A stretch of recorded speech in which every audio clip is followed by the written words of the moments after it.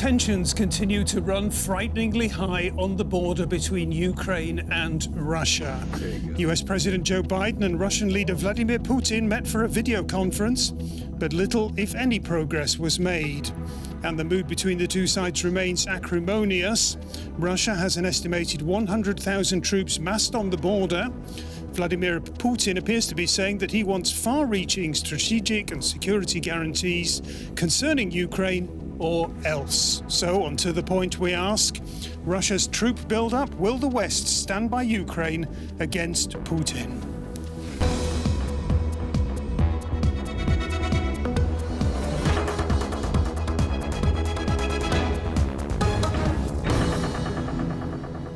Well, thanks very much indeed for joining us here on the show. And my guests here in the studio include journalist and author Gesine Dornblüth, an expert on Russia and the post-Soviet world. Gesine points out that Putin has already shifted the focus of the debate. It's not at all a looming war, but a war that has been going on for nearly 8 years. Also with us is the military expert and blogger Thomas Wiegold. He says, even without actual military action, Putin again demonstrates how he can provoke serious disruption in the NATO alliance. And a very warm welcome to Roman Goncharenko, Ukraine expert from Deutsche Welle's Eastern Europe desk in Bonn. And Roman argues that Russia is not going to start open warfare with Ukraine, at least not anytime soon. The West should therefore adopt a hybrid approach and offer Ukraine a real EU perspective. Interesting stuff, plenty to talk about. Let's get going with Gesine first. I think the media in the West are full of it. They're saying that there's very credible evidence that Russia has, as we've heard, this huge army massed on the border, 100,000 forces, we're told. The big question is why? I think it's the aim is to threaten and to shift the focus of the debate from the fact that we already have a war ongoing.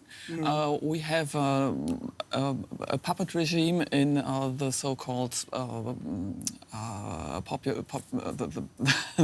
the region in Donbass. Yeah. And it's another aim is to bring Joe Biden, US president, to the table and just to bring more attention to the problem. You say to bring more attention to the problem. How serious is the problem? I mean, you know, Berlin's Tagesspiegel newspaper is typical for many in the West, the views that are being stated. It is saying we are staring into an abyss. That sounds pretty serious this time round. Well, it's not seriously more troops than it has been in April. And I think that a new escalation is not so likely, although you can't exclude it. But I think in difference to Crimea, you should ask why Russia should escalate and why should Russia invade into Ukraine. And I think that this high emotional factor we had around the peninsula of Crimea, it simply does not exist. And also, it's not a matter of popularity of Putin by another war and maybe a victory, but the aim is just to destabilize Ukraine. Okay, let's hear what Roman Goncharenko in Bonn has to say. I know that you keep your finger on the pulse of developments in your home country, Ukraine, the country where you were born. So what is the Ukrainian perspective here? Is this a moment of truth? Well, first of all, of course, it could be a moment of truth, but at the moment, I think fears of an all-out war between Russia and Ukraine are somehow not realistic. Because I think Putin's point is to start talking with the West about what should become of Ukraine. Should Ukraine become integrated with NATO or not? Because we had this promise at the NATO summit in Bucharest in 2008, when NATO said Ukraine and Georgia would one day become NATO members. And since then, nothing happened. We have no date, but Putin is trying to prevent that. And this is what he wants to talk about with Biden and with all maybe most important Western countries like Germany or UK. So this is what he's trying to achieve now. In the short term, I think he's trying to incorporate Ukraine again into a new Russian empire that he's trying to build. And at the moment, I think we should start thinking how we can prevent that. And this is what my idea is. If we start to think about what will come in 1, 2, 3, or 5 years, the problem will not disappear. So if the West thinks we can sit and just say that we support Ukraine, but Ukraine will not be integrated into Western structures, then we will still have a problem, because Ukrainians do not want to be integrated into the Russian Empire, whatever it is called. So the West should think about how to help Ukraine and how to solve this problem in the long run. So and the only solution is EU membership. This is my idea. Repeat for us, Roman? Yes, I think the only solution for this problem in the long run is to offer Ukraine EU membership. This will give Ukraine a chance to say, okay, maybe we will not aspire to be a NATO member, because this is something NATO cannot actually do, because this will mean a confrontation with Russia. No one wants that. Okay, let's bring Thomas Wiegold in. What do you make about that proposal that Roman has just made? Well, I think it doesn't solve the problem. On the one hand, of course, Russia is testing NATO's resolve. That's quite obviously, and NATO is much more prepared to deal with that on his northern flank than on the southeastern flank. As to Roman's proposal to bring Ukraine into the EU umbrella, we shouldn't forget that the EU as such also has a mutual defense clause, which in itself is even stronger than the NATO defense clause. It hasn't really been invoked so far. France did invoke it once after the Bataclan terrorist attacks, but only to respond, and that's one reason why German soldiers are in Mali in Africa. But it hasn't been tested, and I think to offer an EU perspective without all the other problems solved wouldn't change much. It is widely said that Vladimir Putin is at the moment trying to test the mettle of the US President Joe Biden. Is that how you see it? Not only of the US, but also of NATO as a whole. There's really a problem for NATO, as they have no real unified response so far to what's going on there. We have to remember the promise of a NATO membership for Ukraine in 2008 was under US pressure. It wasn't the wish of Germany, it wasn't the wish of France, and that's why the offer stands, but nobody knows when it will be fulfilled. Well, I have to add, it was the wish of Poland, it was the wish of the Baltic states. So it is not like it was just on the wish of the US president. I see it differently. And Agreed. If you ask Eastern European countries now, they would support such a move. But I'm not advocating NATO membership for Ukraine now. What I'm advocating is that we think strategically and we look into the future 5 or 10 years ahead. And there is no way Ukraine problem is going to disappear. This is wrong if the West thinks that it will just be a buffer zone between Russia and the West, and we can all be happy. This will not work. Ukrainians have proved that. Gesine, a quick word about all that? Yeah, I agree, absolutely. And I mean, we have to think what's the basic problem. And the problem is that Ukrainians are afraid of Russia, and that's for good reasons. And what happens now at the border just proves that they have good reason to fear Russia. Well, what we have seen is another meeting between Presidents Putin and Biden. It didn't seem to have achieved too much, but it did give us a feel for the level of mutual dislike between these two old adversaries, these two old enemies. President Putin has achieved one thing: personal contact with U.S. President Biden. Good to see you again. Putin wants to be taken seriously. The recent escalation on the border to Ukraine is a test for the U.S.'s new administration. The two already met once in Geneva in June to test the waters. The atmosphere back then was surprisingly relaxed. But for the matter at hand, both sides have become entrenched in their positions. In dialogue with the United States and its allies, we will insist on the elaboration of specific agreements that would exclude any further NATO moves to the east and the deployment of weapons systems that threaten us close to Russian territory. That's Putin's red line. And this was Biden's response shortly before the video conference. I won't accept anybody's red line.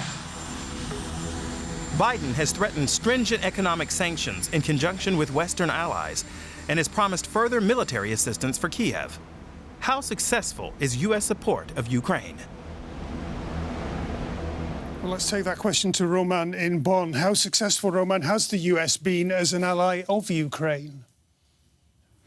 Well, very successful, I would say. We had a phase immediately after 2014, after the annexation of Crimea, where U.S. was very reluctant under the Obama administration to support Ukraine militarily, I mean, to send weapons. When Trump came to power, this changed, and Ukraine became, for example, anti-tank missiles, Javelin, and rifles, some smaller weapons which are not offensive and they are not dangerous for the Russian army or whatever, but it gave Ukraine a sense of support that it very much needed.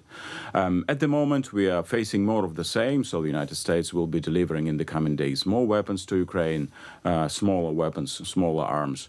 But Ukraine, of course, would like to see more. Ukraine would like to have Patriot anti-aircraft missiles, and this is something that could worry Mr. Putin very much. So I don't think we will see it in the coming future. It's interesting. Worried Mr. Putin, you say. My feeling is a little bit, Gesine, that the fundamental thing that's going on here is that Vladimir Putin senses that the West has very little answer to his power games, and that doubt is dominating the situation at the moment. I totally agree, and I think what Roman said, that Putin might be worried, I don't perceive it as negative. I think it's good if Putin would be worried, to be honest. The problem is, or go further, please. I beg to differ in that point, because I think it's no use to have a worried or even a Russia who fears or has reason to fear an attack, which is, of course, utter nonsense, because NATO isn't going to invade Russia. But this feeling, or conveying this feeling of fear, is something you don't want with someone who has a nuclear arsenal and who is more or less on your doorstep. And as much as I can understand Russia saying, we don't want any rockets or some kind of weapons that can reach Moscow, on the other hand, I'm living in Berlin. I don't want any Russian artillery, rockets, missiles that can reach Berlin within short notice as those based in Kaliningrad. So if you see the Russian arguments, you might put on the table the same arguments from the Western side. And it's important, if I may add, that we must be very clear that we have somebody who started and somebody who reacts. And in case of NATO in Eastern Europe, it's simply a fact that in 2014, Russia annexed Crimea and started the war in Eastern Ukraine. And as a reaction, the NATO put its troops on a rotation basis into Eastern Europe. But the big question, I mean, is Biden, are the Americans ultimately willing to go to war, to adopt a military position to undertake? They are not, but that's not necessary. I think the solution or the proposal, and what Biden said these days during the video conference, that he made very clear that the costs for Russia, if he would invade Ukraine again right now, the costs would be high.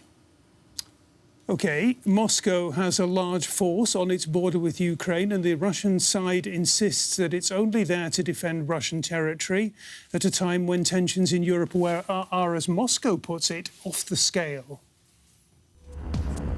The military units deployed again by Moscow in the past few weeks look menacing. According to the Secret Service, they're comprised of as many as 100,000 soldiers, tanks, and artillery. In eastern Ukraine, Russia-backed separatists and the Ukrainian army have been battling for control of the region. The conflict hasn't been resolved, despite efforts from the international community. Due to the recent deployment of troops, some in Ukraine fear the worst. Our intelligence service analyzes all scenarios, including the worst ones. It notes that a probability of a large-scale escalation on the part of Russia exists. The most probable time when Russia will be ready for the escalation is the end of January. Ukraine reacted with military drills in the border region. And NATO made a show of force as well, with warship maneuvers in the Black Sea and the Baltic. The threatening posturing continues. Will Putin risk war? I'd like to go back to Roman in Bonn and turn that question around a little bit and just ask, why is Ukraine in the first place so very important for Vladimir Putin? There's more than just strategic considerations at play here. Well, Putin and the Russian elite and maybe large parts of the Russian society, but mostly Putin himself and people around him are kind of obsessed with Ukraine. And this just hasn't started yesterday or 2 years ago. It's a long story because they see Ukraine as a kind of a crown jewel in the Russian Empire they're trying to rebuild or renew. And there is no way they are going to accept Ukraine going away to the West. So we have to bear that in mind when we see the situation unfolding. And Putin just described it once again in a very detailed article he wrote this summer, where he said that Ukrainians and the Russians are one people, which was divided after the collapse of the Soviet Union. And he says, we want to be friends, and actually we shouldn't be fighting each other. Yes, but one thing is very important, which he says. He says Ukraine should be friendly to Russia. What he doesn't say, but what he implies is if it's not friendly to Russia, then it shouldn't exist at all. And this is very dangerous, I think, because Russia is ready to do things that no one considered are possible just a few years ago. Now everything is possible. But for the moment, this escalation that we see, my point is just an instrument to put pressure on the West and to force the West to start talking to Russia about security in Europe and especially weapons in Ukraine and around Ukraine. Gesine. I would like to add something. One point why Russia looks very closely to Ukraine and wants to destabilize it. I think the point is that he wants to prevent Ukraine to be a successful democratic state, as Russia is an autocratic system. And remember, please, Putin talking about the so-called colored revolutions in several countries, also in Eastern Europe. And don't forget about Maidan, which was the starting point for all this bigger crisis between Russia and Ukraine. So Putin doesn't want democratization in his neighborhood, and especially in Ukraine, that is so much similar to Russia. From the size and so on, and from the structure, he doesn't want this country to succeed in democracy. Thomas, I absolutely agree. That's a very important point. Yeah, it's a very important point. Ukrainians should not live better than the Russians, and they should not be a democratic Russia. And this is very important for Putin. He's ready to do anything he can to prevent it. Thomas? Well, I'd like to broaden the scope a little bit. It's way beyond Ukraine, I think. When Putin is mentioning red lines, when he's demanding treaties, guarantees, we have to keep in mind that there are already treaties, that such negotiations have taken place, that some kind of legal framework exists. Just to mention the OSCE, which Russia is a member of, but nevertheless those monitors of OSCE in Ukraine have no real possibilities to monitor.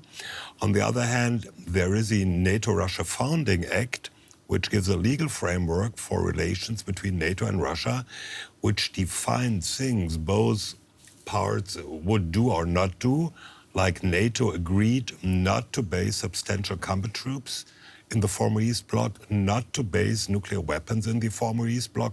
So we have these legally binding guarantees Putin is demanding already in place. We've got the legally binding guarantees that you're talking about, and we've got a very passionate Vladimir Putin who has an obsession with Ukraine. Which of those two aspects of the story of history is going to win out? Well, I think it's too early to tell, but at the moment, Putin is testing the resolve of the West and the resolve of NATO. Would Vladimir Putin risk a major invasion if that were the only way to see his vision, his historic vision realized? I'm really not sure. Well, he is aware of the consequences, which need not be military, and I don't think Biden said combat troops, U.S. combat troops, are not on the table. So it won't be a military response. It will be a response on many other fields, which might hurt Russia as well. What is Germany? Is the EU? We've got a new government coming in here in Germany. Is the EU playing this game the right way with Vladimir Putin at this point in time? I mean, there are issues about energy policy, for example, where very many outside observers say that the EU and especially Germany has effectively shot itself in the foot. Yeah, exactly. But I think I'm a bit optimistic now because I think things are getting better, and the main task is unity within European Union and also between European Union, NATO members and the US. And we have positive signs because still this week, I guess, will be also a video call that shall include also the heads of states of eastern states, which are closer to Russia. And I think this is a very good sign of unity. And of course, Ukraine should also be involved. Roman, what advice would you have for the new German foreign minister who's now in her first week in office? What would your advice for her be on the Ukraine-Russia story? Well, I would advise her to travel to Kiev as soon as possible. She's traveling to European capitals now. I think Kiev should be on the list maybe by the end of this year. That would be a very strong signal. And this is something that I miss, actually. We hear a lot of words of support for Ukraine from Western leaders, from German Chancellor Angela Merkel, and maybe we will hear them from the new Chancellor Olaf Scholz. But I think a personal presence of a Western high-rank politician in Kiev would be a very good signal of support to Ukraine, because Ukraine is having already enough military support. It is having enough, I think, financial support and political support. What it needs is a few symbols. And once again, my very important idea, I think, is to think strategically and long-term. What will become of Ukraine in 5 or 10 years? When we find the answer to that question, we will solve the problem. Thomas Wiegold, your advice to the incoming German government? Well, it's difficult at this point in time.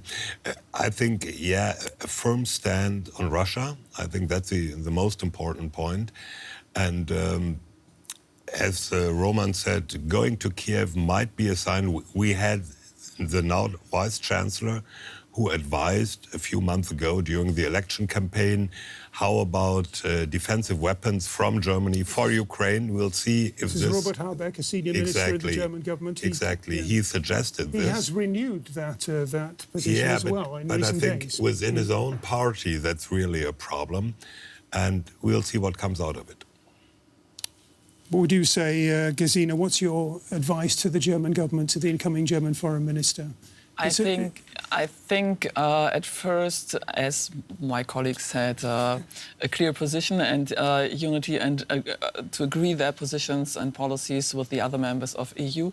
But at the same time, the German government and also the EU should keep on working on the ground and not forget about the situation we have already in Donbass. There is war ongoing, and there is lots to be done in increasing small steps forward, like prisoners exchange and dialogue between people on both sides of the contact line and things like that. We are talking about geopolitics, and we should not forget about the people. Very important point. One of the let's go to Roman for it, because I know that you are from a generation that grew up in the shadow of war. How much does that influence your thinking and your perceptions at this point in time? You mean in the shadow of Cold War, or you mean the shadow of a possible war? Of a possible war, yeah. Yeah, exactly. Yeah. Well, let me say like this. 10 or 15 years ago, I was sure there would be a war between Russia and Ukraine if Ukraine joins NATO. I think it was clear at that time, and so I was not surprised in 2014 when Russia annexed Crimea. I was just surprised at the timing.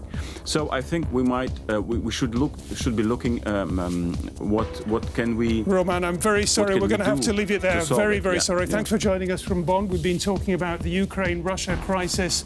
If you've enjoyed the show as much as I have, come back next time round. Until then, bye-bye and tschüss.